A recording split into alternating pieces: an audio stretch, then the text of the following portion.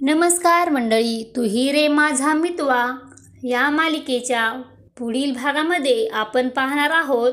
बाबा हे घरामध्ये सर्वांच्या समोर राहतात. मला वाटते अर्णवमुळे आपल्या जीवनामध्ये पुढे काही खूपच संकट येऊ शकतात, त्यामुळे आपण त्यांच्यापासून दूरच राहिलेले चांगले. तर इकडे आपण पाहतो, राकेश जखमी अवस्थेमध्ये हॉस्पिटलमध्ये येऊन पोहोचतो आणि मामा आणि अर्णव त्याला विचारतात, तुम्हाला कशाने जखम झाली? आणि मामा विचारतात, तुम्ही जखमेवर इलाज केला नाही का? तेव्हा राकेश बोलतो की तिकडे अंजलीची तब्येत खराब असताना माझे कुठे कसे मन लागेल, मला अगोदर अंजलीला जाऊन भेटू द्या. असे बोलून तो हॉस्पिटलमध्ये अंजलीला भेटायला जातो.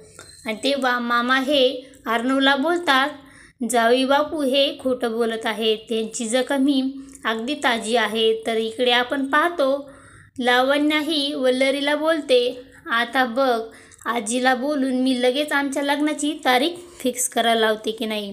इकडे आपण पाहतो, नम्रता ऐश्वर्याला बोलते, ही शूज साखरपुड्याचे सर्व विधी झाले, परंतु राकेश जिजूने तुझ्या बोटामध्ये अंगठी घातलीच नाही.